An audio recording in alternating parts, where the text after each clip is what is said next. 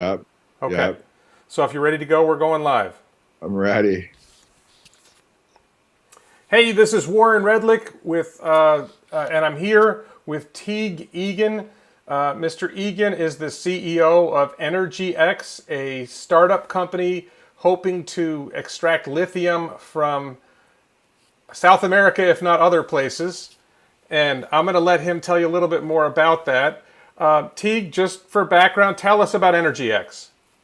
Yeah, thanks for having me, Warren. Happy to be here and talk to your audience and just have a fun conversation with you about Tesla and Energy X and everything we're working on. So first of all, thanks for having me. Uh, like you said, I'm the CEO of Energy X. I started the company a little under 3 years ago, and we're focused on the lithium supply chain, how we produce lithium that goes into the batteries for Teslas pretty much, and eventually other electric vehicles, but mostly right now Teslas. Okay, well, Tesla's the highest volume producer of electric vehicles, so it makes sense that you would focus on Tesla, right? Exactly. Okay, so one of the things that I was hoping to talk to you about, because you, by my standards, you're an expert on lithium, and at Battery Day, did you see the Battery Day presentation that Tesla put on? I've probably watched it 5 times. Okay, so at Battery Day, and I just watched this over again, Elon Musk and Drew Baglino talked about a plan to extract lithium from a lithium clay deposit somewhere in Nevada.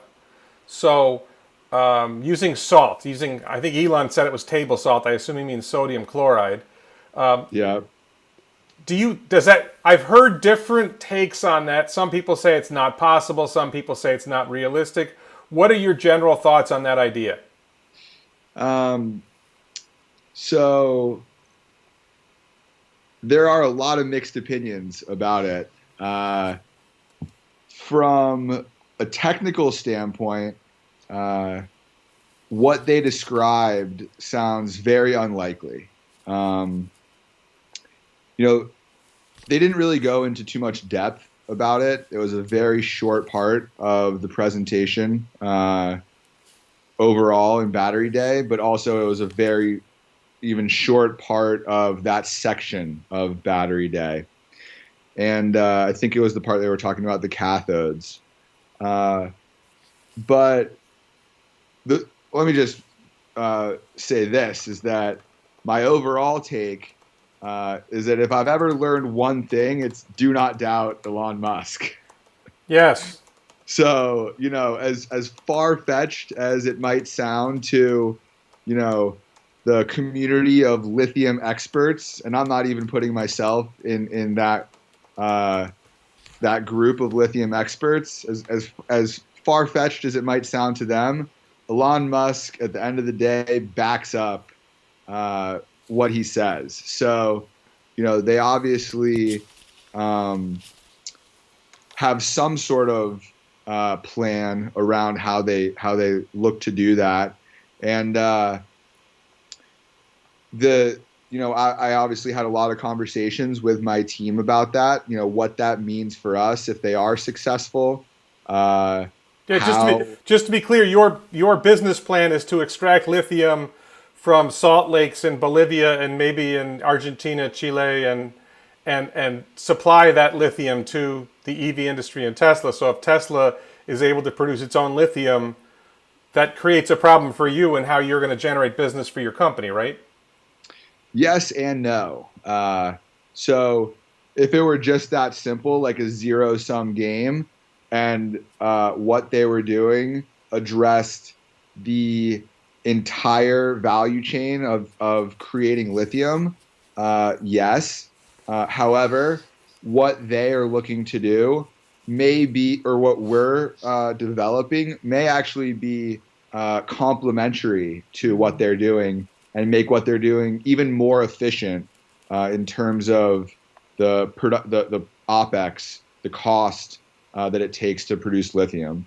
So maybe they've stumbled across or invented an extraordinary new lithium production technology using table salt to extract it from clay. And what we've created could even lower the cost further uh, based on what they've done. So, that is one viable option. Um, but there's one gentleman that I actually spoke to about this that is much more technical than I am in terms of different separation and production lithium production technologies. My team is very deep in extraction and recovery from brine. It's a water based technology. There's a gentleman named Alex Grant from Jade Cove, which is kind of a consultancy firm, and he wrote a paper outlining what he thought Tesla's approach was, because obviously Tesla didn't go very much into depth about their approach, and uh, it was a pretty good paper. I think that only time will tell if what they described in Battery Day comes to fruition. But whether it does or not, Tesla um, currently has uh, all the lithium they need, and they have agreements with all the top producers already, and they have no worry about a shortage of lithium right now. If all the other auto manufacturers actually come through with their plans to electrify their fleet, and you have 20 more auto manufacturers making electric vehicles, which I hope is the case, then we need millions of tons of lithium, and there needs to be a lot more supply. Okay, so for background for the audience, how it historically has lithium been extracted from the wherever it's extracted from? I think is it extracted from mines? I think you're talking about extracting it from salt flats. How is lithium typically extracted historically before your company and before Tesla? Uh, so there's two ways. One is the hard rock mining, and spodumene kind of falls into that. And that's your typical like open pit, uh, like somebody thinks about mining, and there's a big pit, and there's big machinery that's extracting it out of hard rock the same way copper is extracted, and then it goes through a chemical process where you leach the lithium out. So that's one way, the hard rock way, and there's huge mines in Australia that do this in the green bushes. And then the other way where we found there's a lot of lithium is in these salt flats.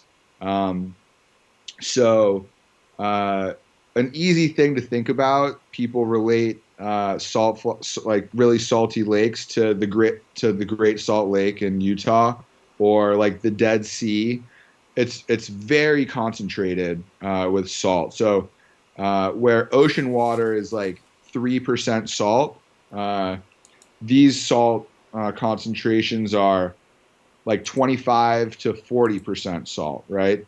And that that makeup of salt is a bunch of different elements. So, of course, you have a lot of sodium, which, sodium and chloride, which is table salt. But then there's magnesium in there, there's calcium in there, there's potassium in there, there's boron, and then there's lithium.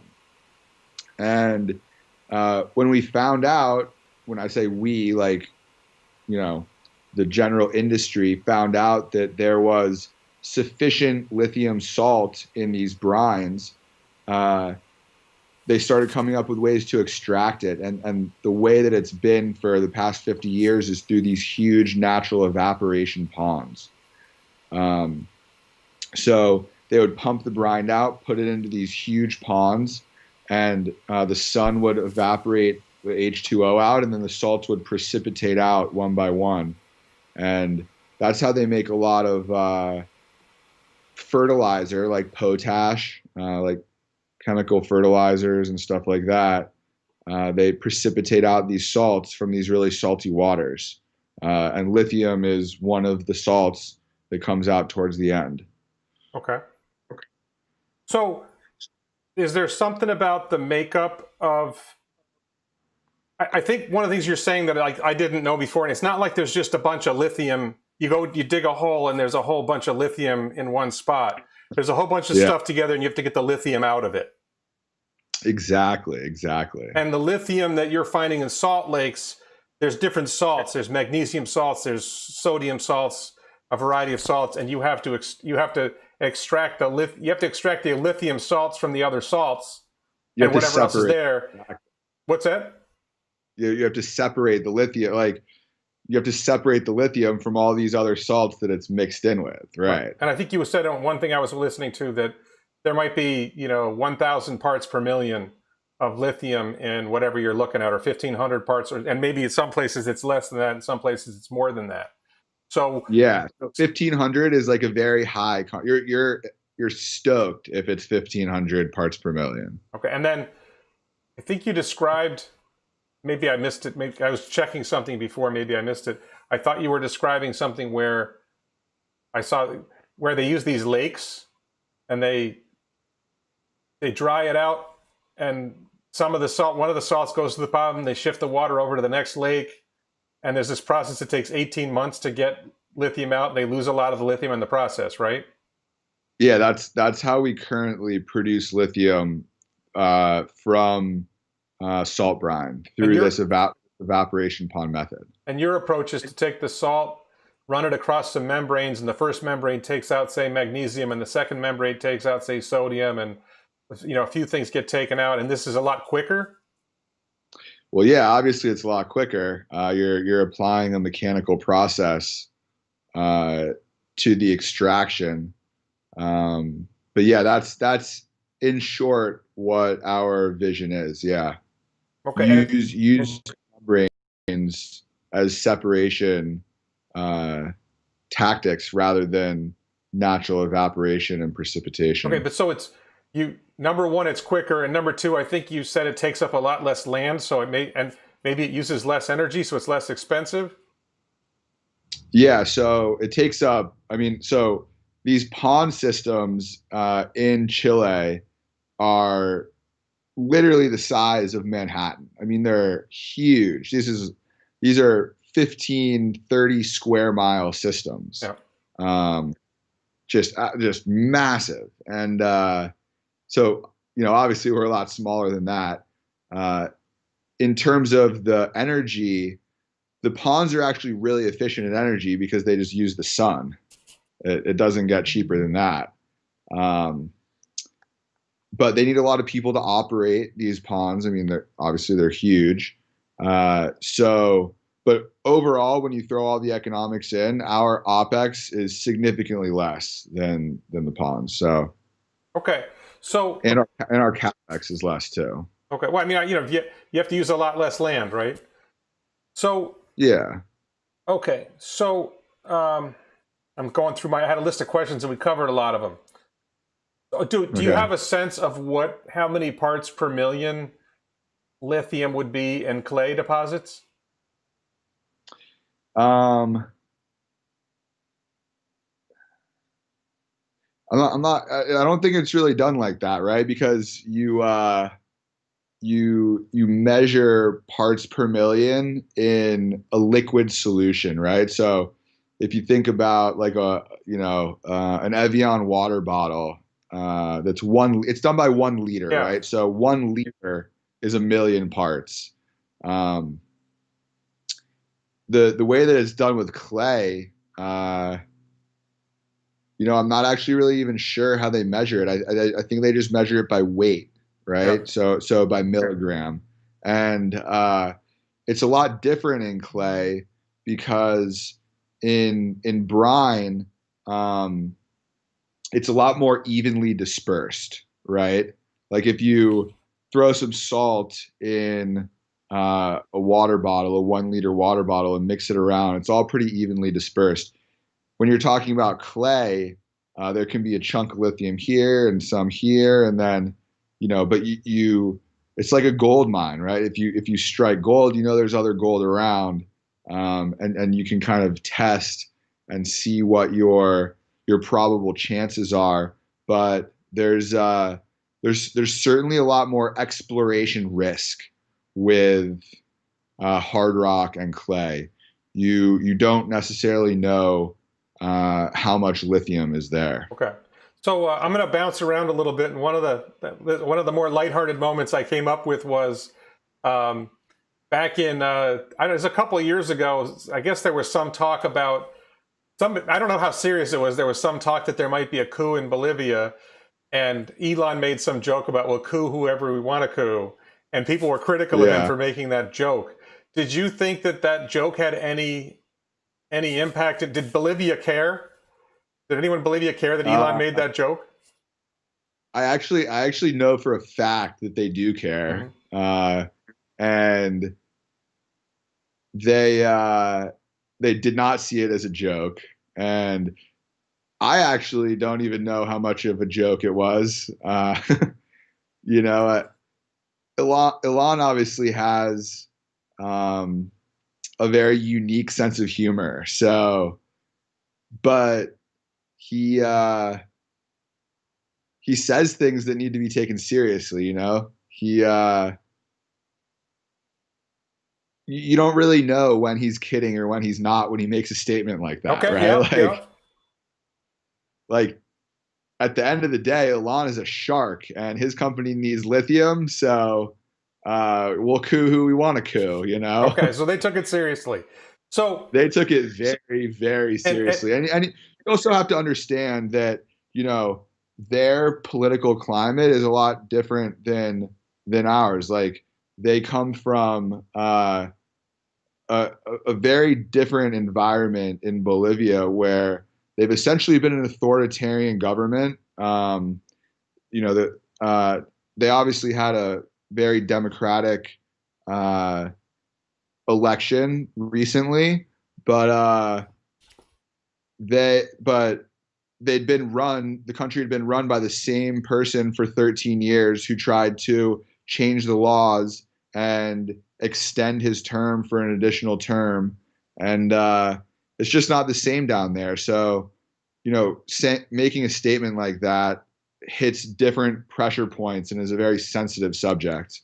okay, we've added some viewers while we've been talking. So, just a reminder to people: this is Teague Egan. He's the CEO of EnergyX, which is a startup company that has new technology that helps extract lithium from salt flats and maybe other places in particularly in Bolivia, Argentina, and Chile. I wanted to ask you again, related to Tesla. I saw it, and I don't have the picture. I don't think I can put the picture in quickly. I saw a picture of you with John. Is it John Goodenow or John Goodenough? How do you pronounce his name? Yeah, it's John Goodenough. Okay, so he is a battery. He's an older man now. He's a researcher at University of Texas, and my impression is the technology that you're using came from not just John Goodenough's lab, but I think there were 3 different universities that were working with this kind of technology, and you obtained the license. But how did you get to? And if the real hardcore Tesla fans know who John Goodenough is. They know he's critical to lithium-ion batteries. I think does he have a connection to Tesla as well? Hasn't he done some research for Tesla or his lab? No, he does not have a connection to Tesla. Okay. Yeah, no. Okay. So, but for some reason, he's famous in the lithium-ion battery community. How did you get in touch with him? How did you first get to know him? How did that come about? Yeah, so John Goodenough is a legend in the battery community. Well, he invented the lithium ion battery. Him and there are 2 others that are also credited with the invention. Um, but and maybe I'm biased, but he was kind of like the main one. He came up with lithium cobalt oxide uh, cathodes, and so he won the Nobel Prize for that last year, and which obviously is an incredible accomplishment. But the way that I came in contact with him, so when I started EnergyX, we initially licensed a bunch of technology out of University of Texas, and it wasn't his lab. It was actually another professor at the University of Texas named Dr. Benny Freeman. Right. And Dr. Benny Freeman is pretty much the preeminent membrane expert in the United States, maybe even the world. Um, and he runs a center out of the University of Texas. It's a DOE funded center, Department of Energy funded center called Materials for Water and Energy Technologies. So MWET is the acronym. And they come up with all these very innovative technologies that have to do with energy and water and materials that can push those industries forward. So we licensed our membranes out of the University of Texas and this center, and they were partnered with two institutions in Australia on that. The University of Monash out of Melbourne and CSIRO, which is the Australian National Laboratory System. So a lot of people working on this technology, millions of dollars of funding that went into the fundamental research. We were able to license this technology for lithium extraction. And once we executed the license and I started to learn more about it and how these membranes were interacting with lithium and transporting lithium through them and separating them from the other ions in the brine, I said, what if we tested this membrane, like the core technology, in a battery as a solid electrolyte, because the membranes are obviously solid, right? And so that's when I sought out John Goodenough, because his lab is directly next to Dr. Freeman's lab at the University of Texas. Right. And what better, mind to work to help explore this potential option of using our lithium separation membranes as in the battery architecture than John Goodenough. So he was interested in the project, and we were able to help sponsor some research at his lab around this topic, and that's kind of how the whole relationship came together. Okay, so let me skip over to I like bouncing around. I read that you own a Tesla Model S. Is that still true? It is. It is. And what year is it? And do you like it? What do you like most about it? So the way that I got into all this, I actually invested in Tesla back in 2013 at $7 a share. Is that pre-split or post-split? That's post-split. Okay. So it was 35. Yeah, well, it was $40 a share, so $8 a share post-split, okay. Right? And now it's what, like 600 and change or something today. Like that. It closed around 650 today. 650. Yeah. And I put a lot into it too. So I did well, but within the first few months, the stock doubled. It went from, at that time, 40 up to 80.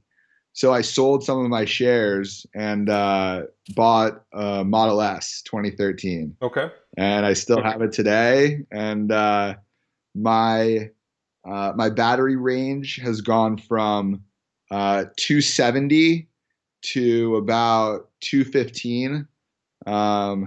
So, I think that's past the 20%. So it's considered spent when it goes from 100, right, which would have been my 272, to about 80%.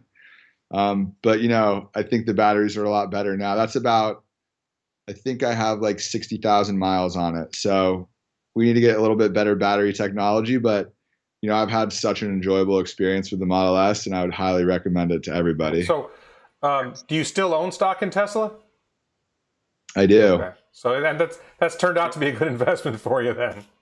It has. Okay, $8 a share to 600 and something. That's a good number. I think it's going to go up a lot. What's your long-term perspective on Tesla as an investment? Where do you think the stock is going? I realize this is, just to be clear to everybody, this is not professional investment advice. This is just two guys talking about what we think about Tesla. Yep. In full disclosure, I own a lot of Tesla stock, and I think it's going up a lot. So I think that the stock right now is way overvalued. Okay.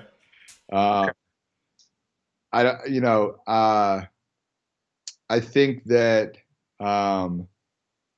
the company itself is obviously one of the most innovative companies in the world, and the future is tremendously bright. I think that, but that's why the stock is so high, is because people believe in the future. I mean, when you actually look at the financials, it's trading at such an insane multiple, that it's really hard to justify. But with that said, it just keeps going up. Like there's nobody that's better at uh, bringing all the pieces of a business together than Elon Musk. He invents the best technology. He is the best marketer and promoter in the world. He has the best future timeline and plans. Like, so right where we're sitting at today, Tesla would be a phenomenal business, right? But we're coming out with the Tesla Semi and disrupting that whole business. We're coming out with the Tesla Roadster and disrupting that whole business. Soon all of the vehicles will have full self-driving, and he'll introduce the Tesla network and take out Uber and Lyft. That's another 100 billion market cap, right? He's thinking about solar roofs and power walls and power packs. I just installed a power wall at my house, and creating the whole circular renewable economy. Like those things, I think, will take a very long time to come to fruition.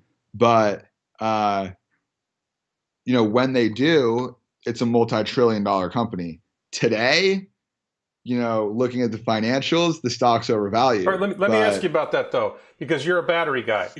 So at Battery Day, Elon and Drew Baglino said by 2030, we're going to be producing 3 terawatt hours of high nickel battery cells a year, and we're going to be buying other battery cells from LG Chem, Panasonic, CATL, whatever. Do you think that that's a reasonable goal to achieve 3 terawatt hours of batteries in 2030? Even if, let's say, it's off by a couple of years. Look, I think that the brilliance behind Elon is that he makes his goals unreachable and gets 50% of the way there, and then sets new goals. And that's why he's successful. And, it's a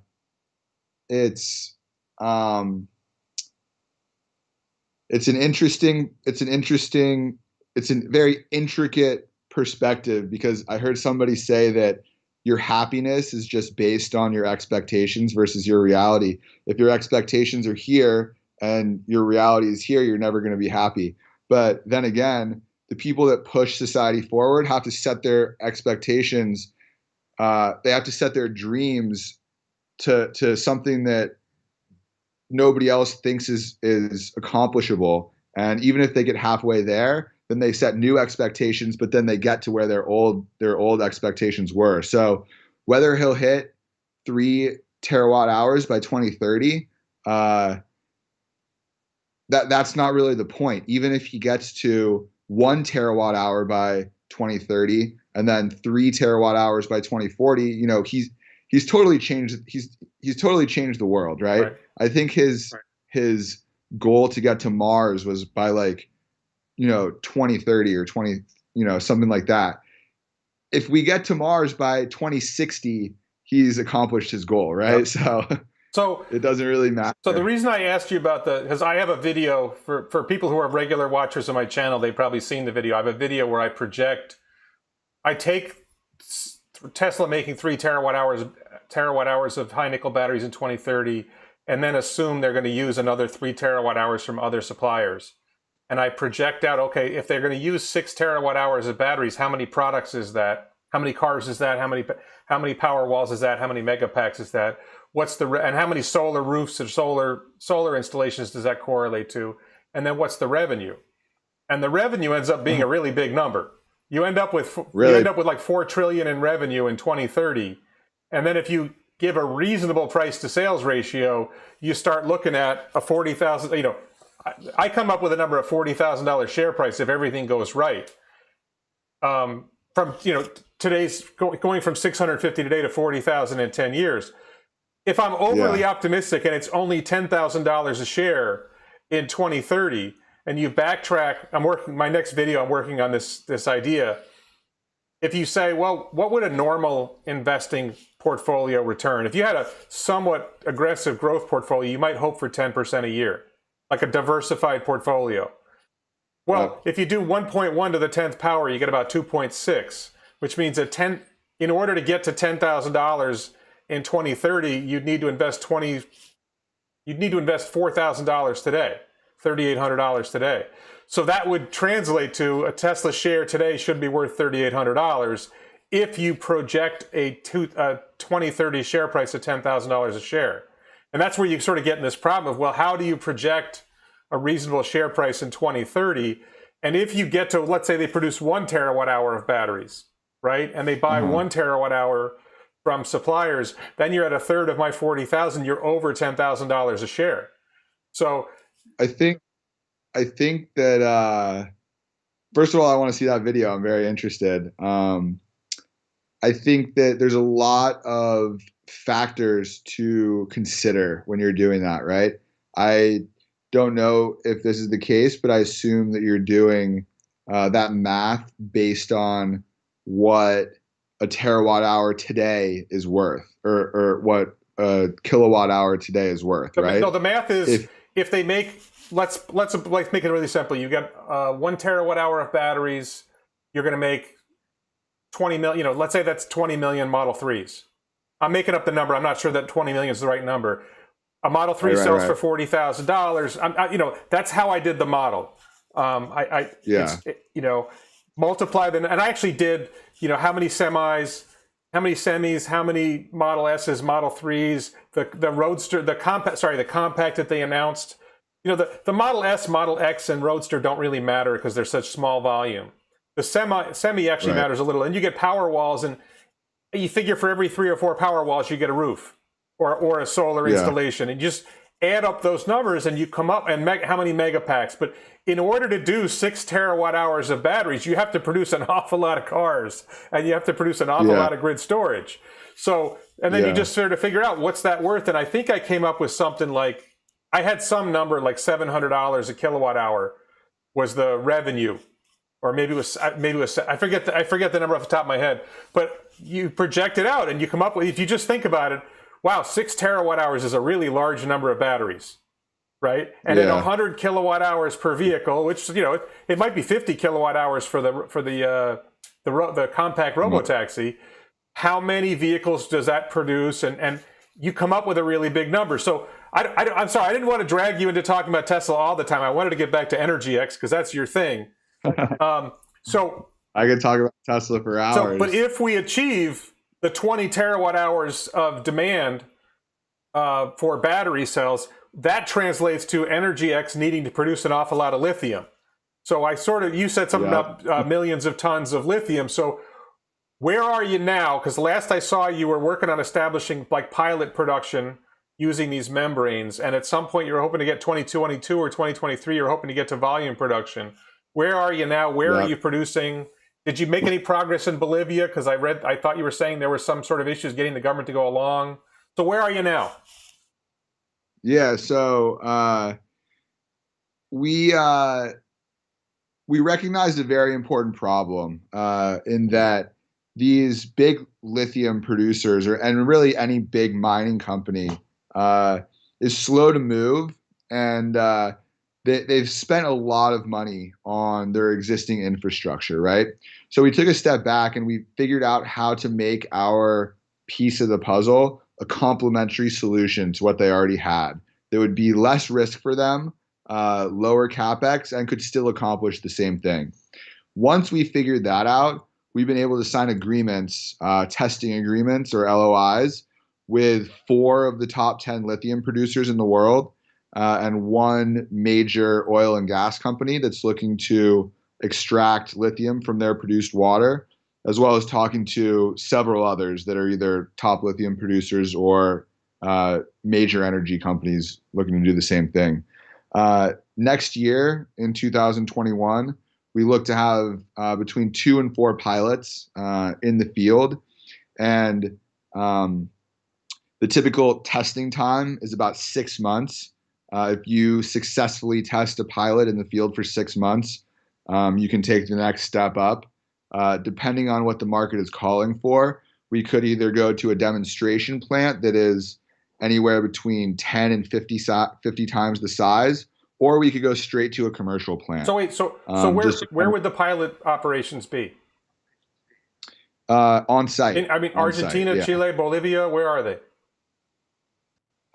So we're talking to producers from all of those places. So we would have one in the U.S. here with a producer, and then hopefully a handful down in South America in those countries. Okay.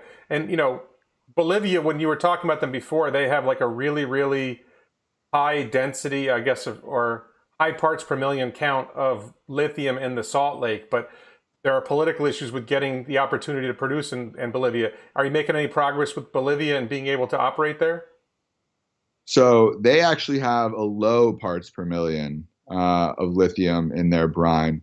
And it's kind of getting dark in here. Let me turn on some That's lights better, yeah. here. So Bolivia is a unique situation because they need our technology more than anybody. Let me just quickly tell you the difference between Bolivia lithium and Chile lithium. So both those countries are in a territory known as the Lithium Right. Triangle. It's kind of southern Bolivia and then northern Chile, northern Argentina. The reason it has such high lithium concentration is hundreds of millions of years of volcanic formations. The water falls onto the Andes mountain range, which is the second biggest in the world, and it finds its way down to the Pacific Ocean.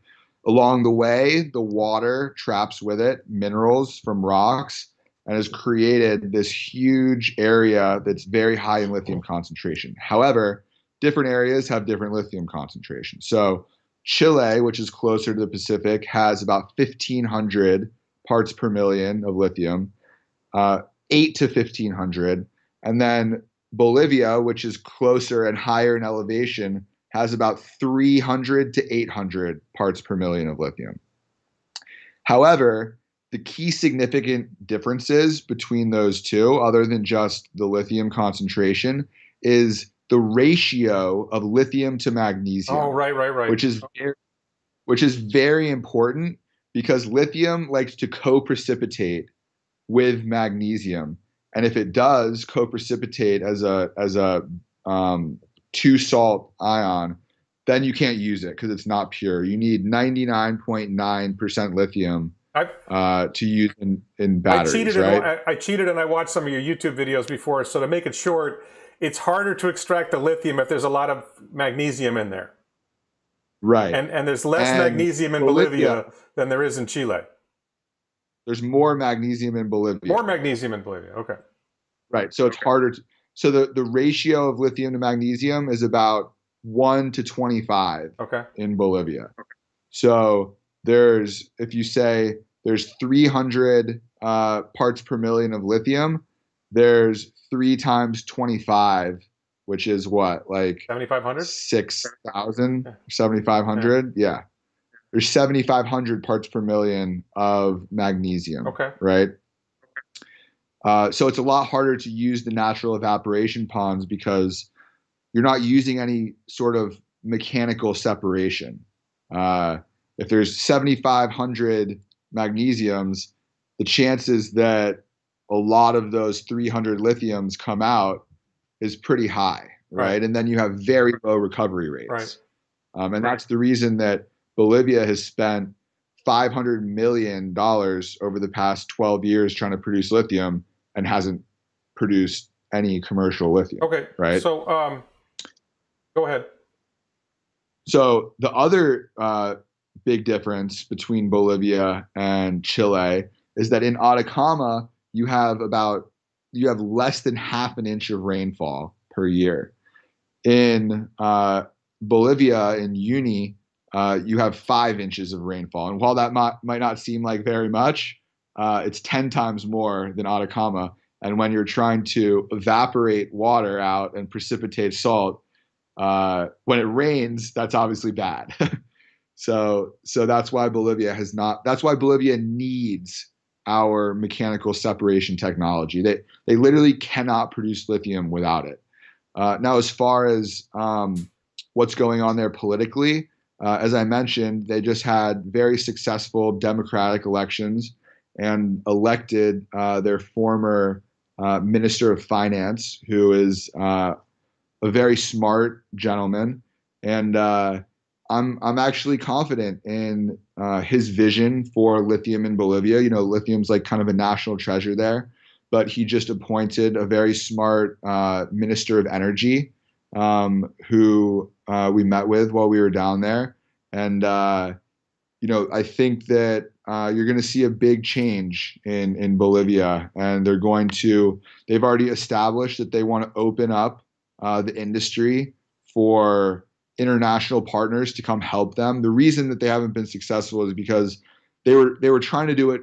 Well, two reasons. One, they were trying to do it all themselves, and then two, they were trying to go. They have lithium. They're trying to be electric vehicle manufacturers, right?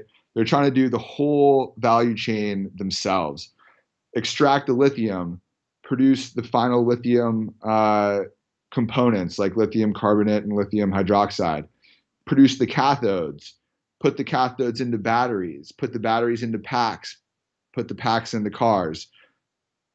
First, let's just produce the lithium, right? Yeah. Let's do one thing great. And I think that the new administration realizes that, and that you'll see a different Bolivia in 2021 in the future. Okay, now I want to bounce around again. Your company's name is EnergyX. You're an Elon Musk fan. I think it's Energy Exploration, right? Yeah. So is EnergyX in any way derived from SpaceX, the name? 100%. Okay, I figured that. Okay, so one of the topics that I think is, I'm going to bounce back now to batteries. One of the topics that I think is really, it's not talked about enough is at Battery Day, Elon and Drew laid out high nickel batteries, nickel manganese batteries, and lithium iron phosphate batteries. And I feel like no one talks about lithium iron phosphate. I think lithium iron phosphate is actually going to be the dominant battery chemistry in that 2030 scenario. That grid storage is going to be predominant lithium iron. So for those who aren't familiar with this, the nickel-based chemistries have better energy density. You can create more battery storage, more battery capacity in a smaller space and a lighter material with nickel-based chemistries. Iron phosphate chemistries take up more volume. They're bigger. They end up with bigger batteries, and they weigh more for the amount of capacity they have. But iron phosphate batteries have a monstrously huge advantage. They cost a lot less. That iron costs less than nickel, and iron and phosphate are borderline free compared to the cost of nickel and manganese and whatever the other components are, and cobalt. Well, they're trying to get away from cobalt, but they are. The question I had for you about this was, I'm going to call you the lithium guy. I realize you're more than a lithium guy, but you're sort of like, that's what you're focused on. My impression is that the reason iron phosphate batteries have less capacity is because the bookshelf that they talked about in Battery Day, the structure of an iron phosphate cell can't hold as much lithium as the nickel-based chemistries. So right. Do you see, what's your perspective on the roles of lithium iron phosphate cells, nickel manganese, nickel cobalt aluminum, nickel manganese cobalt cells, and then this futuristic high nickel cells that hopefully Tesla will develop? How does that interact with lithium? That's kind of, man, that question might be a little unclear, but do the best you can with it. Yeah, look, I think that I'm not sure if Elon pointed this out in Battery Day, but when you take a step back and just think about the fact that he did a Battery Day is a huge step for the industry as a whole, right? Now, when you compare that to the pharmaceutical world, right?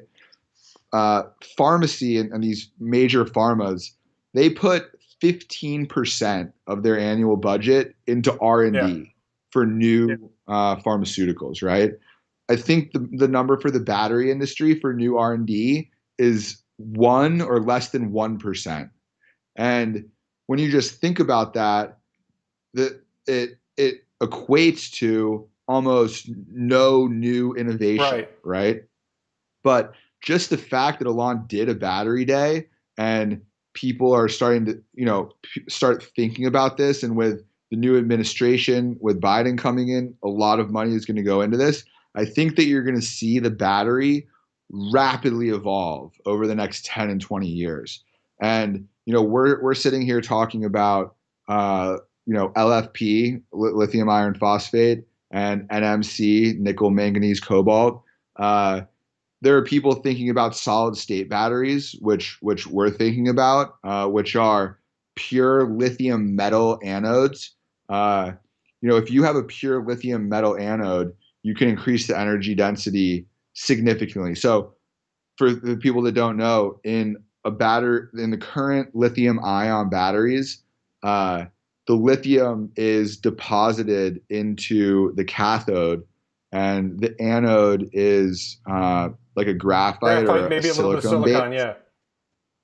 And then the first discharge of the battery, the lithium goes across into the anode, and then it goes back and forth for charge and discharge, Yeah. right? Um, if you can replace the anode, the silicon or graphite, with a pure lithium metal, you can increase the energy density by an order of magnitude, maybe somewhere from 5 to 10x. And so I think that, while uh, battery evolution will be, incremental step by step, we're going to see some really, really big breakthroughs. Whether that's a solid state lithium metal battery, or, the next evolution after that being a lithium sulfur battery, or a lithium air battery. I think that, I think, first of all, I think that uh, people want to follow Tesla's lead, and that's obviously a smart thing. If they're thinking about uh, nickel-based cathodes, that's probably smart. What we're working on at EnergyX, I mentioned we're working with Dr. Goodenough and creating a solid state separator, which is the first piece of a solid state battery. Then you can enable a lithium metal anode. Is to put that type of battery architecture in a cylindrical cell. So during Battery Day, they introduced the Yeah. 4680, the The 4680 larger, tablets. Yeah. right, 4680 tablets. Today, everybody is working on pouch cell solid state batteries. But if you could put a solid state architecture into a 46, I mean, half the battle here is the manufacturing. Elon likes to talk a lot about the machine that makes the Yeah. machine, right? Uh, and he often talks a lot about how hard the stuff that he does is, and he kind of represented that in one of the Battery Day slides, the bench scale to the lab Yeah. Yeah. scale to the pilot scale, right?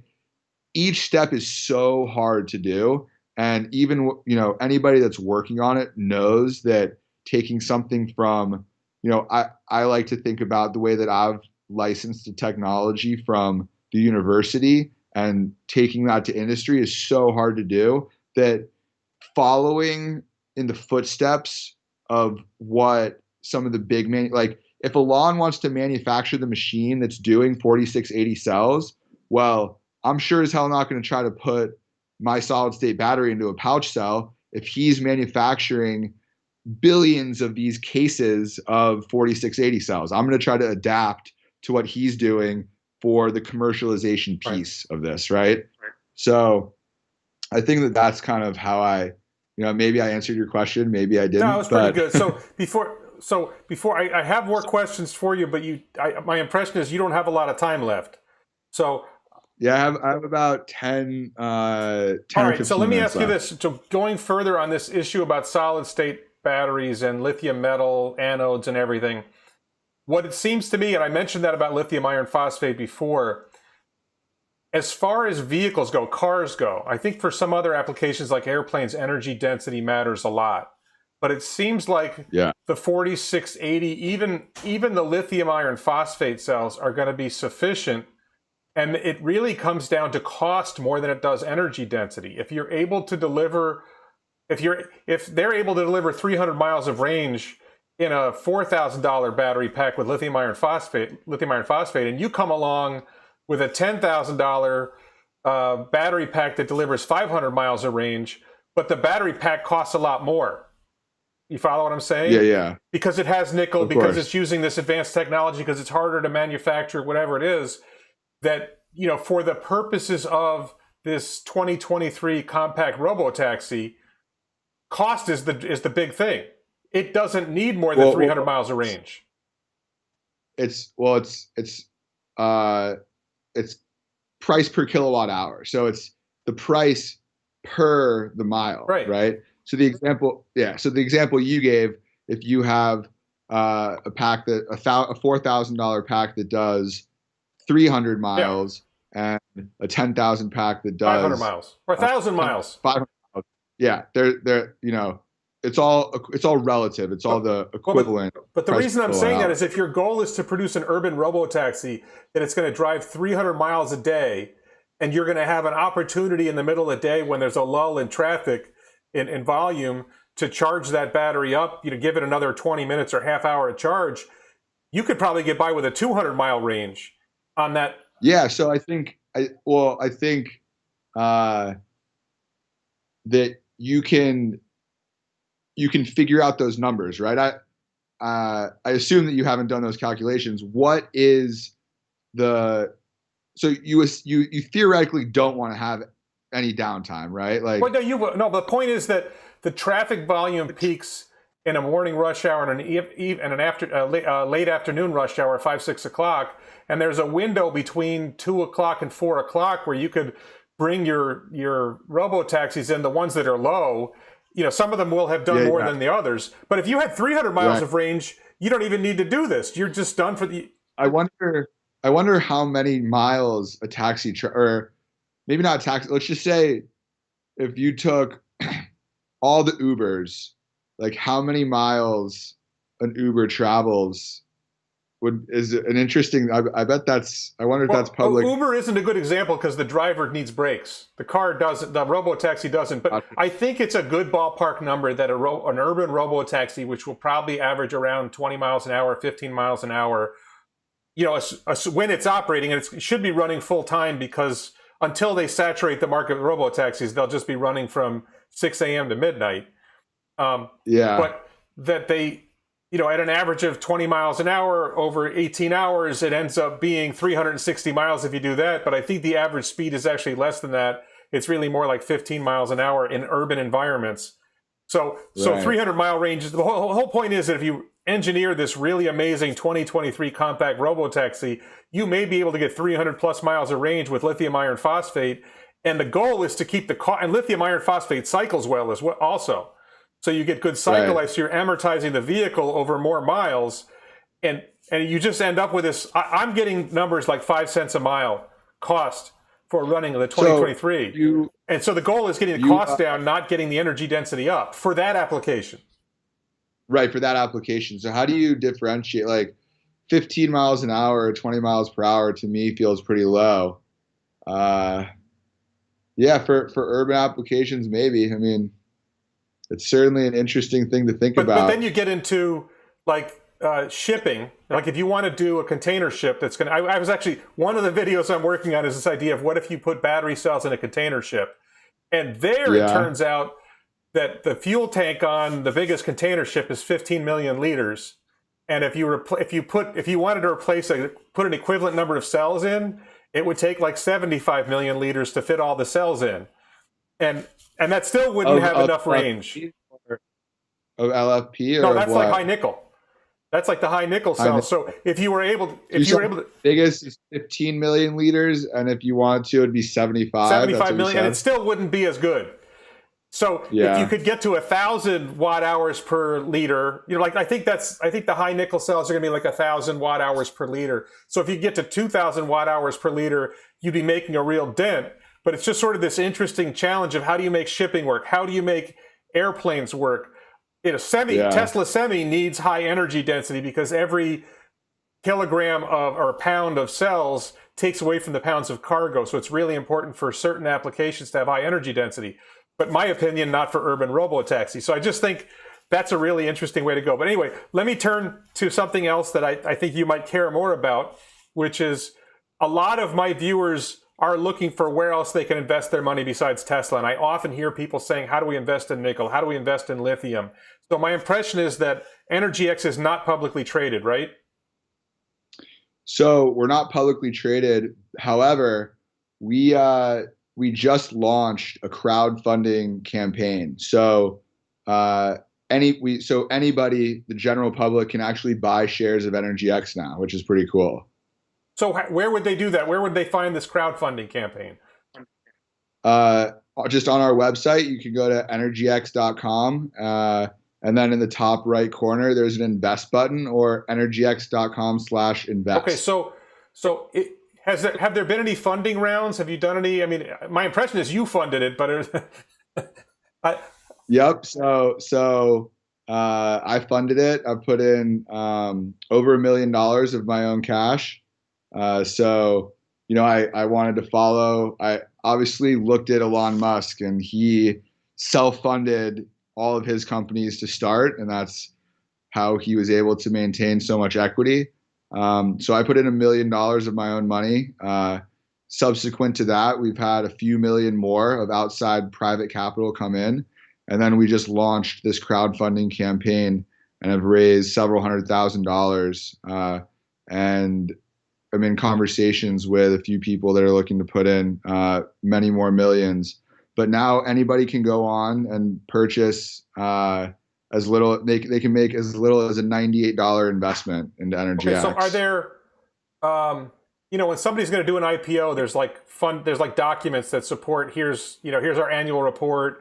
What kind of documents would people be able to review to get more of a sense of the company's? Because my impression right now, you're probably not generating much revenue. It's right now you're in the let's build this thing up and get to the point where we can get to revenue, and then after we get to revenue, somewhere down the road we get to profit. But how would people find it? Because what was it? QuantumScape just had this big presentation, which was ripped apart by Limiting Factor and Hyperchange TV. I didn't do my own video on it. I watched their videos. People have asked me to cover QuantumScape. I'm like, just watch Limiting Factor and Hyperchange. You don't need to hear me. They're projecting we're going to produce 90 gigawatt hours of batteries in 2028 or something like that. Or maybe it was 90 megawatt hours. It was some astonishingly small number of battery cells, like in 2028. Like they're not even going to get to profitability till 2030. And they just did an IPO. And so these guys, that was Hyperchange's rip. Limiting Factor was ripping into the technology, saying this doesn't make any sense. And I think the numbers, the energy densities they were talking about achieving are like what Tesla's already, like they had projected they had Tesla or nickel, cobalt, aluminum at like 250 watt hours per kilogram. And they're already 270. And Elon is saying we're already at 320 watt hours per kilogram. He just spoke, I forget, maybe it was a German CEO thing, and he said we're already over 300 watt hours per kilogram, which would be impossible according to QuantumScape slides. But people who want to invest, they want to have more information, quality information. I'm guessing this is not, you haven't filed anything with the SEC, so where would they get? We actually have for this. So it's called a Reg CF, Reg crowdfunding, and it goes through a platform called Net Capital.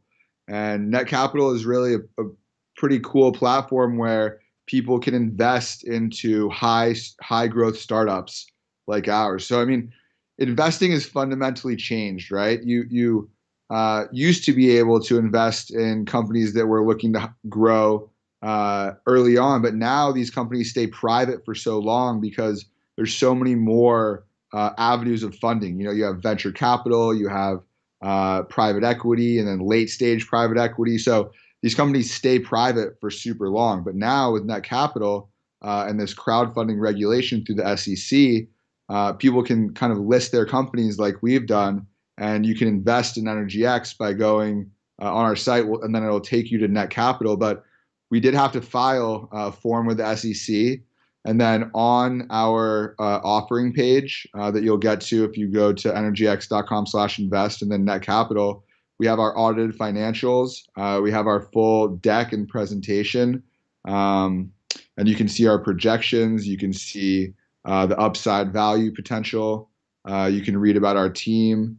You can see all about our technology. Because I wanted to get there. What's the upside potential? So tell me the great story. Tell me the super optimistic story of where EnergyX is going to be in 10 years if all goes well. Recognizing that this is a forward-looking statement, and this is where I hope we get to, and of course, this use your judgment, etc.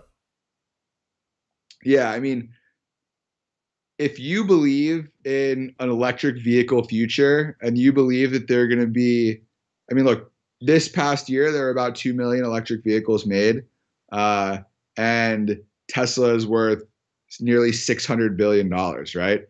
If you believe that in 10 years there's going to be 10 to 20 million electric vehicles per year, yeah, right, exactly, then we're going to need millions and millions and millions of tons of lithium to be able to do that. And at that point, if EnergyX is making a fraction between $500 and $1,000 per ton of lithium, then you're looking at billions of dollars of recurring revenue, and we'll be a multi-billion-dollar company. Growing, and it'll be growing because we'll still be producing more. Yeah.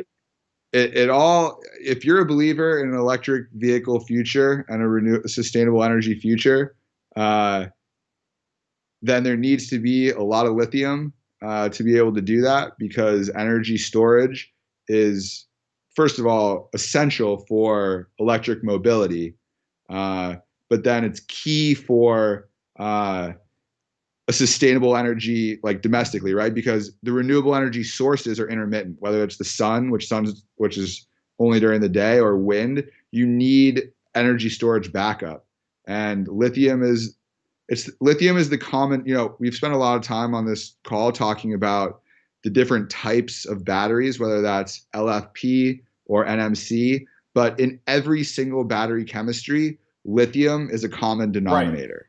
Right. It's in every single one. So lithium is a huge part of the renewable energy future. And, we have essentially created the equivalent of fracking for the oil industry. So in the beginning, they would just drill one hole down and oil would be popping up, right? And that created X amount of oil, right? And then as society evolved, we realized that we needed 10x oil. So how do we get from X to 10x? Well, instead of just going down, they went down and out. And that's what fracking is, right? And nobody owns fracking. But if somebody did own fracking, it might be the most valuable company in the world, because they could take $5 or $10 per barrel of oil for Exxon, Aramco, anybody that used fracking would have to pay them. That's what we've created for lithium. Right now, they produce X. We're going to need 10X. And in order to bridge that gap, every single lithium company is going to need to use our technology. Okay. All right, you got somewhere you got to get to. I want to thank you very much for coming on my channel. I want to suggest to you that you reach out to the Limiting Factor channel to talk about the chemistry issues, and you reach out to Hyperchange to talk about the bright and promising future and the risks and all that stuff, because those are two channels I love to watch, and I think you'd be a good fit for both of those channels. So cool, I appreciate it. Thank you. Thanks, Thank you very much for coming on. Enjoy the rest of your night. Talk soon. Bye. So, folks, I'm still here. Let me see if I can. I'm still here. You haven't lost me yet. I'm really glad that I got this. We did this interview. That was fun. So EnergyX sounds like a caffeine drink. So I thought that was a really good interview. I was very impressed with him. I think this is a really interesting technology. I'd like to see where this goes. I think there's a challenge for EnergyX, which is if Tesla's able to produce its own lithium, then maybe they don't need EnergyX. On the other hand, Teague seems like a very firm believer in what his company's doing, and that his technology, the technology they're using, which they use membranes to process whatever you've got lithium in, they can use these membranes to get lithium out at less cost and more effectively without losing as much lithium. A lot of when I watch some of his other, if you go on YouTube and you search for his name, you will see some other videos where he goes into more depth on this stuff. And one of the problems is in certain technologies, they lose like 30% of the lithium the way that they try to extract it. So the technology that he's talking about makes a big difference, can get things going a lot better. So I can't think of anything. I'm really glad. Thank you. Thanks everybody for watching. By the way, I'm wearing the Elon Be Less Wrong t-shirt. There should be a link in the description below to the t-shirts, and please support this channel on Patreon and join the YouTube channel. I tried this. I don't think it worked. I tried setting the chat for only channel members, and I guess we don't have that many channel members, so the chat was pretty much dead. So I won't do that again. Next time I will leave the chat open. I don't know how to fix it right now. So next time I will leave the chat open so anyone can chat. I'm just trying different things. Yeah, Mark, lithium can almost be completely recycled. The problem is that there isn't enough batteries right now that are being taken offline to be able to be recycled, to recycle enough lithium out to be able to use the lithium. The battery industry is growing so fast that even if you took the old batteries and recycled them, you wouldn't get that much lithium out. 10 years from now, even 10 years from now, there won't be enough batteries ready to be recycled yet. It's probably 10, 15 years out that you will have enough batteries coming in that could be recycled to generate a meaningful amount of lithium and nickel and manganese or whatever materials you want to get out of the cells to go back into new cells. That's the problem with recycling. It's a good idea and it'll matter in the future, but it doesn't. There's not enough lithium ion cells out there now. Oh, hi, John. Hi, Jim. Thanks for coming on. So we just did, for summary, I just spoke with Teague Egan. He is the CEO of EnergyX. Yes, EnergyX's name is inspired by SpaceX. It's like energy exploration technologies, mimicking SpaceX, space exploration technology, SpaceX. He's a fan of Elon Musk. He owns a Tesla. He loves electric vehicles. Now, I can't know, is his technology real? How valuable is this technology? How likely is this to succeed? It looks good. I think it would be great if the limiting factor is a channel. If you guys don't know, the limiting factor is my favorite channel on YouTube, and he goes in depth on these chemistry issues. And I'm not sophisticated enough to know whether the interview I just had, how genuine is, how accurate he is, or whether he's full of it. I don't know. He sounds good to me, but I'm not sophisticated enough to judge that. So I would love to see him on limiting factor. And then in terms of the money, how does this translate to money, 5, 10 years from now, if you were thinking of investing in this company? I don't know enough I haven't looked at the documents yet. What are the prospects for this company to succeed? And, if Tesla's going to generate its own lithium out of clay deposits in Nevada, maybe they don't need them.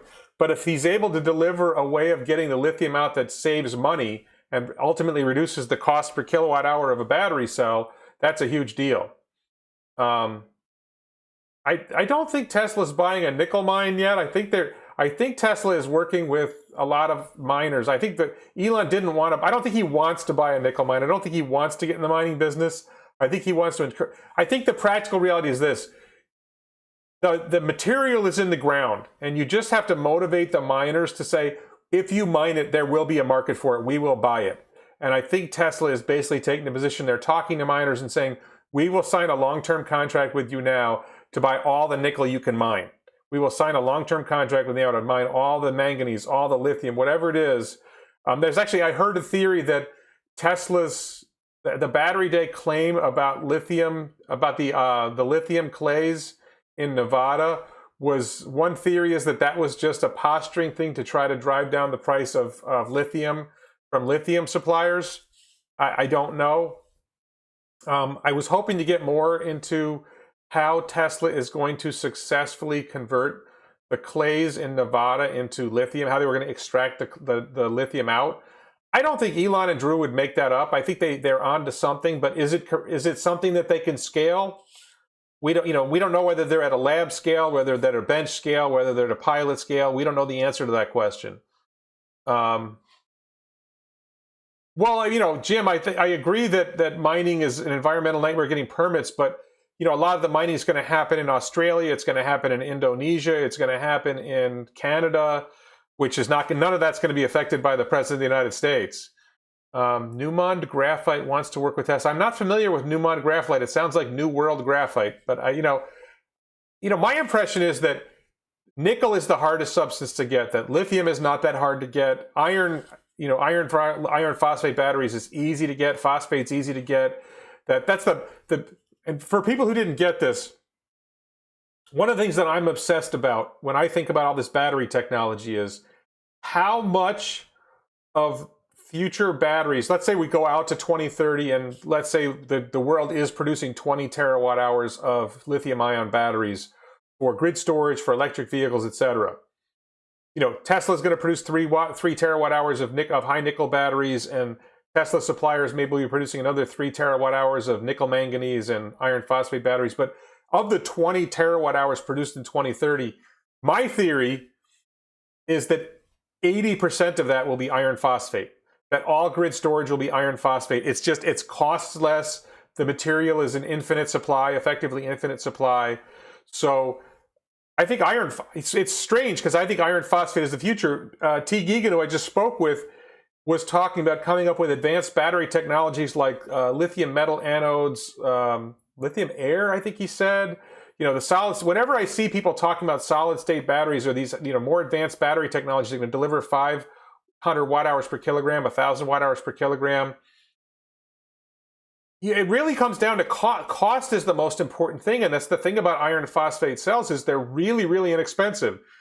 And nickel producers won't expand production for 2 years. This is Jim Whitehead. He said they will force prices to double or more to get money to expand. Yeah, I think there's going to be a challenge getting nickel producers to expand. But so my take on this is, if you think about Tesla producing 3 terawatt hours of high nickel batteries that are doing 400 watt hours per kilogram, my question is, what applications do those go into? So the compact robotaxi that they talked about on Battery Day, the 2023 robotaxi that's going to be smaller than a Model 3, that's going to use iron phosphate, and that is going to be the dominant vehicle. If it's not, I actually think maybe we'll see an even smaller vehicle in, say, 2026 or 2027. But the future robotaxis, urban robotaxis, long-distance robotaxis will be much less common, and they will need longer range. But urban robotaxis just don't need the range. So iron phosphate should dominate there, and iron phosphate should dominate in grid storage, in power walls, in megapacks, in power packs. There's no reason to use nickel-based chemistries in places where you're not worried about volume or mass. So, and it's very clear that Megapack is going to be running on iron phosphate. I think Powerwall should run on iron phosphate, although in the Tesla Battery Day presentation, it looked like iron phosphate was going to run on nickel manganese or nickel manganese cobalt, nickel cobalt aluminum. I guess for a home perspective, for some people, like my house, I have a big garage. You could double the size of the Powerwall, and I could stick Powerwalls in there, and I wouldn't care. Because I have a 3-car garage and we don't use the third garage. We just store junk in there, and we have plenty of room. Unlike friends of mine who fill all three of their garage spots with junk, and they park their cars in the driveway. I think a Tesla is a single-seat pod car. But so to me, all grid storage should go to iron phosphate just because it's less expensive. So for solid state to matter, for lithium metal to matter, for whatever advanced battery technology somebody's talking about to matter at scale, you'd have to get the cost down below significantly, at least close to iron phosphate. And iron phosphate, everything I'm seeing, iron phosphate is like half the cost per kilowatt hour of nickel-based chemistries. The material is just so cheap. So I think that's a really interesting question going forward that maybe I need to do a video on this. I can't see, like Tesla Semi. That's going to use high nickel batteries. So let's say you get to 400 watt hours per kilogram in 2024 with the 4680 cell, tabless cell. That's going to go in Tesla Semi. Tesla Semi needs all the energy density it can get, because every kilogram you save, every pound you save in battery weight is a pound you can add in cargo, because they have a maximum cargo of 80,000 pounds in the US, 40,000 kilograms, I think, in Europe, which is 88,000 pounds. So the lighter you can make the battery pack, the more cargo you can carry. So it makes huge sense for Tesla Semi to have high energy density. I was looking at shipping. If you didn't catch it earlier in the video, I was talking about shipping. I'm thinking about doing a video about container ships. The largest container ship in the world is the OOCL Hong Kong, and it has a tank for heavy fuel oil diesel that's 15 million liters. And I worked out, okay, at 400 watt hours, at 700 watt hours, or I think it was at 1,000 watt hours per liter, which is better than the best battery cells that Tesla's using. It's at 1,000 watt hours per liter. The sufficient number of batteries in order to power the same ship to provide the same energy that the 15 million liters of fuel oil provides, you would need like 75 million or more liters. So it would take up 5 times as much space or 8 times as much space in the ship. Now, I'm not sure how much that matters. What that means is the cargo ship, which carries like 600 million liters of cargo, so it goes down to 550 million liters of cargo. If the cost of operating the ship drops dramatically because you're using and the battery cells don't cost that much, by the way. They don't have, it's not that they cost a lot, it's just that they take up a lot of room. So if you lose 50 million liters of cargo, but you're saving 50% on the trip, you know, if your cost of operating the ship, because these diesel engines are very, very difficult to maintain, they're expensive. Not to mention the pollution, which, you know, if they start taxing the pollution of these heavy fuel oil ships, that could make a big difference too. So I could see a future of these battery cells going into these big container ships, which is probably the biggest use and the biggest polluter. But you know, if you can deliver much higher energy density at reasonable cost, then you'd be able to squeeze more cargo onto the ship, and that would make the shipping better. Tesla van will probably use LFP. I think that's correct. I think I have a video, Cybervan. I don't have the shirt on, but I have a video about Cybervan. I definitely think it makes sense that Tesla would use liquid lithium iron phosphate in. If the van, and I should say, Mark, if the van is doing urban transit, I think if you're doing long distance transit, if you're picturing this van is going 150 miles an hour and it's going from Miami to Tampa, or it's going from New York to Washington, D.C., or from LA to San Francisco, and it's going a longer distance, I'm not sure. I think there's a lot of room.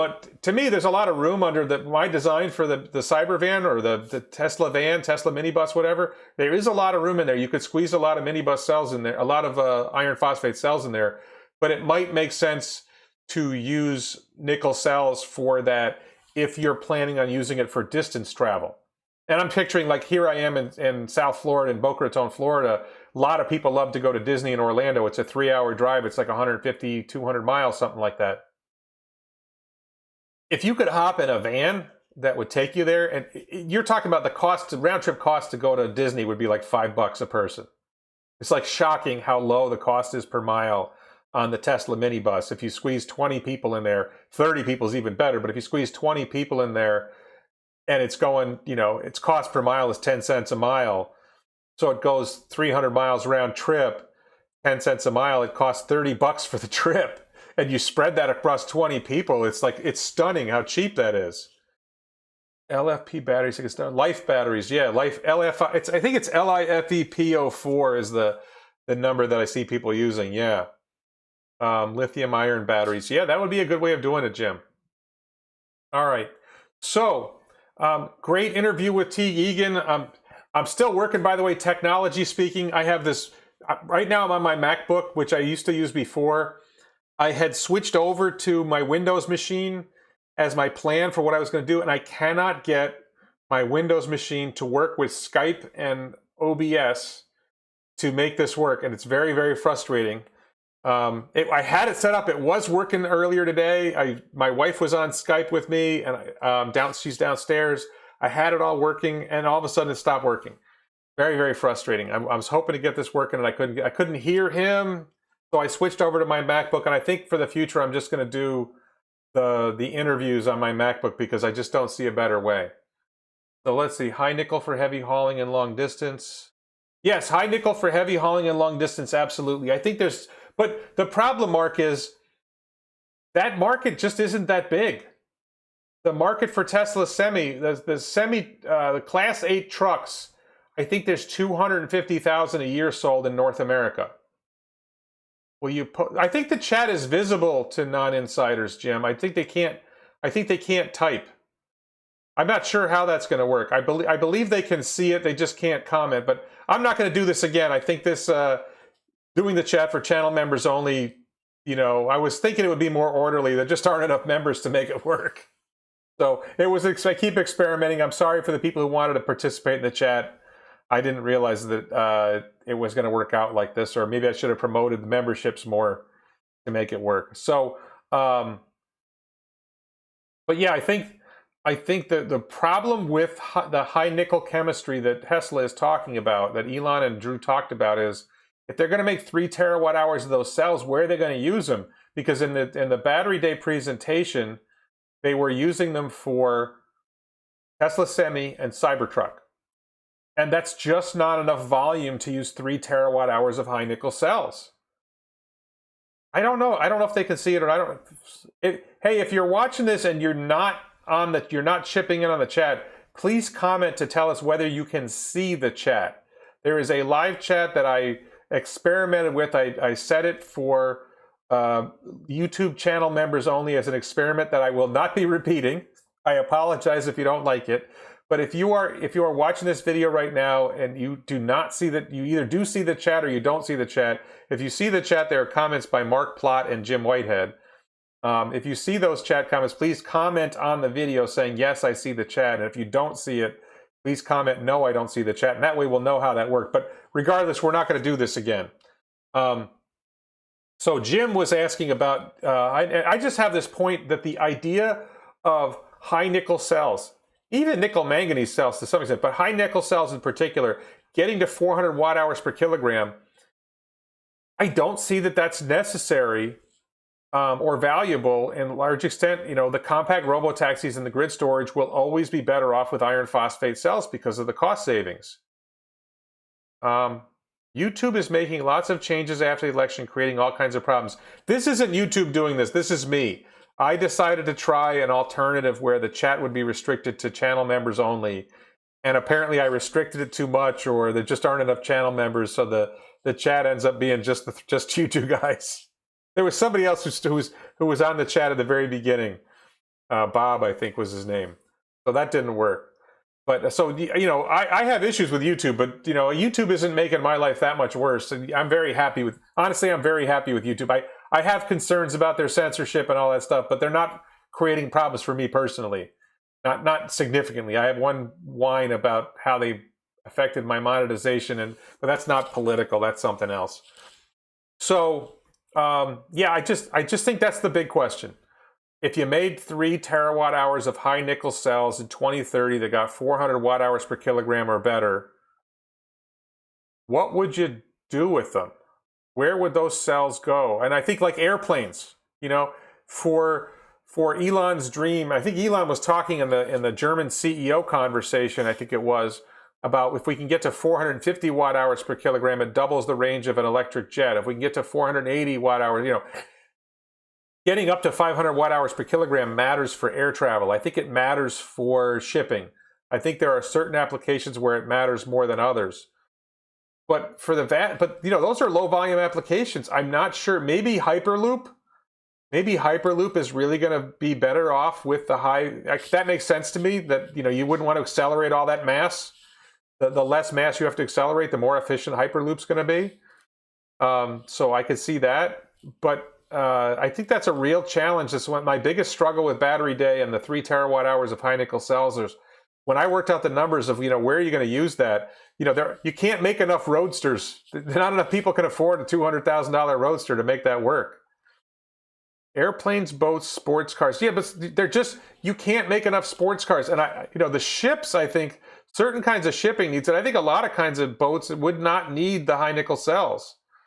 LFP for robotaxi, short trips around 300 miles, but NC, this is Mark Plot, NCA, nickel, cobalt, aluminum, nickel, cobalt, manganese, mid nickel for long distance, but not towing. Yeah, I definitely think like Cybertruck, if it's going to tow, I can see vehicles they're going to tow are going to want higher energy density. Although there's a trade-off there. I've seen people say that you want your vehicle to weigh more if you're towing a large load. Like my theory is Cybertruck's going to be lighter than everybody thinks. And even with iron phosphate cells, the exoskeleton construction combined with structural pack, that thing's going to be light. I think the dual motor Cybertruck is going to be lighter than a Tesla Model S. And I think like the current Tesla Model S, I think the next Model S that's going to be next year is going to be lighter still. But all right, so I think we're starting to lose viewers, and I'm starting to lose steam. So again, check out the shirts. Please support this channel on Patreon. Please join as a channel member if you prefer that. I prefer Patreon if you have an option. Please buy the shirts. Please, smash the like button, say thumbs up to the video. I don't know if it matters. Tell your friends to watch this, subscribe. Hey, listen, thank you everybody for watching. I really appreciate this, and we'll do this again. Some real-wheel drive Cybertruck will be... No, it's not going to be 7,000 pounds. Are you kidding, Mark? Are you kidding? No way. It's not going to be 7,000 pounds towing or 7,000 pounds curb weight. What are you saying there, Mark? Where are you getting 7,000 pounds for a Cybertruck? Rear-wheel drive. That's going to be light. It's going to have only one motor. It's going to have a smaller battery pack. Rear-wheel drive Cybertruck's going to weigh 4,000 pounds. Curb weight. Maybe it'll tow 7,000 pounds, but it's only going to weigh 4,000 pounds. And, Google's set of aircraft in 2018, worldwide deliveries increased to 2,441, while U.S. output was 1,746. That's current, Jim. That's current aircraft production. So this is one of I have a video, if you haven't seen it, I have a video of 10 industries that Tesla is going to destroy, or 10 industries that Elon Musk and Tesla are going to destroy, robotaxi going to destroy. Short-haul air travel is going to go away because robotaxi is going to be easier. You're going to be 100-mile-an-hour robotaxi going through a loop tunnel from, like right now, people fly from Miami to Tampa. They're going to take a robotaxi instead. It's going to be easier and cheaper. It's going to be so insane how cheap it is to travel by loop. The Tesla minibus going in a loop tunnel. It's going to be insanely cheap to travel that way. The cost per mile is going to be 10 cents a mile. You do 300 miles, it's going to be $30 for the vehicle, and you put 20 people in it. It's $1.50 a piece to go from Miami to Tampa. And all right, you make a huge markup and you charge them $5. I mean, just seriously, wrap your head around this. This is insane. The cost of operating that Tesla minibus, even if it's 20 cents a mile, which I think it's not going to be. I think it's going to be cheaper than, even if it's 20 cents a mile to operate that thing. And you do 300 miles, what is that, $60? You got 20 people and there's $3 a piece.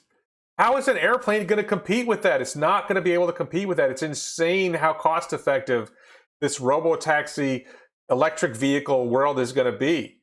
And so that's the short haul. Then you get to the medium distance, going from Miami to Atlanta. I hate driving long drive. I'm so ready to have self-driving.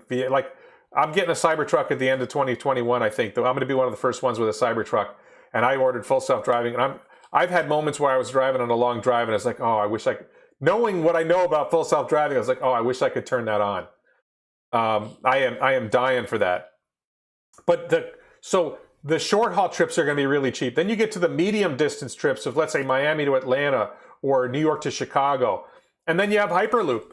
And Elon was talking about Hyperloop's going to be supersonic. It's going to be faster than air travel. And it's going to be cheaper. So I think, and then you have the really, really long haul trips, and SpaceX Starship point-to-point travel is going to replace long haul air. I don't know what room there is left for airplanes in a world where you have point-to-point travel from New York to Shanghai. Yeah, I ordered a dual motor also, and I ordered it with full self-driving. But you've got, let's say, Los Angeles to Shanghai is going to be that's probably going to be on a single stage. Like New York to London is going to be on a single stage. Starship. It's not even going to need the Super Heavy. And it's going to get there in an hour and a half hour. What airplane is going to compete with that? It's so I think the market for air travel, just the market for airplanes disappears. Yeah, no, I mean, and I was even thinking like cargo. Like, could Hyperloop do North America to Europe? Could Hyperloop do North America to Asia? And like, let's do Asia, because I think that's an easier one for me. I don't know. I feel like I don't know as much about the North Atlantic, but if you just run under the west coast of the United States and you go under the Bering Strait, you don't have to go under a whole lot of water to get over to Asia. Then you could run a Hyperloop or a loop or multiple ones going from North America and even South America, coming up to North America, over to Asia. And, I think that would be faster than shipping. I think it might cost less than shipping. I think you could have this radical change in travel, especially imagine if you had like a supersonic Hyperloop going from Los Angeles up through Alaska and back down to Tokyo or Shanghai or something like that. That's not going to be as fast as Starship point to point, but it probably costs less. I don't think lava is an issue, and I don't think Hyperloop could get to Hawaii. I think the middle of the Pacific wouldn't work because I think your tunnel at some point needs to have an air hole to go up to the surface. And I don't think you can go directly under the ocean, but I think you could go along the edge of the oceans on land and have some stretches where you're underwater, but as long as they're not too far. I'm not sure how far you could go underwater before it would create a potential problem. Maybe it's not a problem, and maybe it goes straight across. But I think if you go over the top, instead of going straight across the ocean, if you go over the top, you're adding 20 or 30% more miles, but you've made it a lot easier to do the tunneling, and it's not that much further. It depends on where you're going from. If you're going from New York to London, or New York to Paris, it's not that big of a deal. If you're going from Miami to Rome, well, you're going a lot further out of the way that way. I don't think Hawaii would. Oh, between the islands, I don't think lava's. I don't know that. I suspect you could do tunnels in Hawaii. I don't know the answer to that. I'm not sure where. I think the lava might be restricted to under the volcanoes, and I don't think there's that many volcanoes. I'm not sure about that. I don't know enough about that. It's an interesting question. Maybe Hawaii's a special case and it wouldn't work. I mean, Japan has volcanoes and they have a lot of tunnels. Pacific Rim of Fire, right? All right. I've gone way too long. Again, please support the channel on Patreon. Check out the shirts and the links below.